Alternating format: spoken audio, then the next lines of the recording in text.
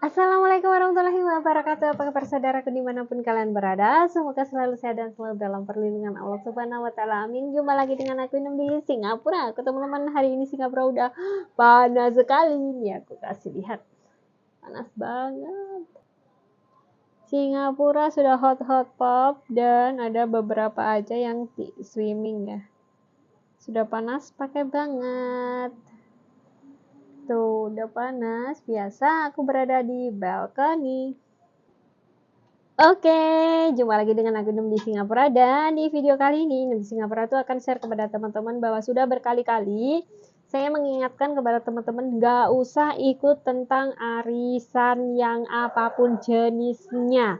Karena baru saja temen dari temennya kayak gitu lagi curhat dan dia bilang seperti ini. Halo Kak, sedikit saya cerita. Aku hanya membantu teman saya yang lagi ketipu sekitar $1.000. Semua akun di privat. Siapa tahu ada yang paham, dan dengan Mbak yang ada di foto ini langsung inbox saya. Jadi buat teman-teman PMI, tolong yang kenal dengan orang ini, yang tahu keberadaannya di Singapura, tolong bagi tahu, soalnya dia ikut arisan dan dia punya banyak hutang. Dia sudah dapat arisan, setelah dia dapat, dibloklah temennya semua anggota arisan, dan arisan itu belum selesai, dia masih ada tanggungan. Tolong di-share dan terima kasih. Jadi sharing ini aku dapat dari sebuah grup di BMI Singapura kayak gitu, dan aku berinisiatif untuk men-sharing di sini agar semuanya itu bisa memahami dan bisa mengerti kenapa aku sharing di sini. Sudah berkali-kali saya mengingatkan kepada kalian agar jangan atau nggak usah ikut arisan apapun jenisnya. Kalaupun ingin menabung, ya nabung aja sesuai dengan gaji kalian, sesuai dengan kebutuhan kalian. Misalnya, sebulan gaji kalian 700, ditabung yang 100 atau yang 50 minimal. Nanti lama-lama juga menjadi bukit. Arisan juga sama kan? Cuman arisan itu cepat gitu. Tapi kan tiap bulan kita juga harus kasih gitu loh. Jadi kalau arisan yang seperti ini, itu kan ada resikonya. Kalau kita nabung sendiri kan, mau nabung mau enggak kan urusan kita pribadi gitu. Enggak ada yang dirugikan, enggak ada yang dikecewakan. Kalau arisan, ada yang baik, ada yang enggak. Nah, aku ngelarang kalian itu untuk ikut arisan. Kenapa? Karena kita itu sudah nyari duit susah-susah. Dari awal aku sudah ngomong kalau ikut arisan itu ada yang baik, ada yang enggak gitu. Tapi pasti kebanyakan itu ada yang enggak baik. Memang enggak semuanya sih enggak baik, namun ada aja sih yang enggak baik, dan akhirnya yang rugi juga semuanya. Semuanya ikut rugi, semuanya ikut nanggung, begitu.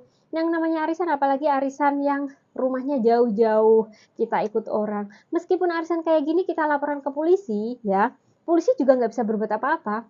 Itu adalah kemauan kalian gitu loh. Di kontrak tidak ada, di undang-undang Singapura juga nggak ada gitu ya teman-teman ya. Jadi polisi pun juga nggak bisa membantu kalau hal-hal yang kayak gini. Ini kan sifatnya pribadi gitu ya. Meskipun nanti bisa membantu, paling juga lama ngurusnya, harus bolak-balik ke kantor polisi. Itu tuh maafan banget, ribet banget gitu. Dan di sini ini ya teman-teman ya. Aduh, aduh, mana ya? Ini ya teman-teman ya. Ini adalah orangnya, nih. Ini orangnya ya. Ini orangnya.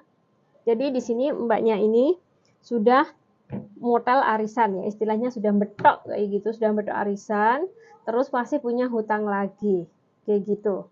Terus temennya temen ini juga mengeluarkan uang dengan total $1.000. $1.000 kalau sekarang sudah 12.700 misalnya, ya berarti 12.700.000 ya, 12 jutaan aja kayak gitu hilang teman-teman. Jadi aku saranin buat teman-teman semuanya, khususnya yang masih baru-baru ya, yang lama aja masih keblinger, apalagi yang baru ya, awas banget.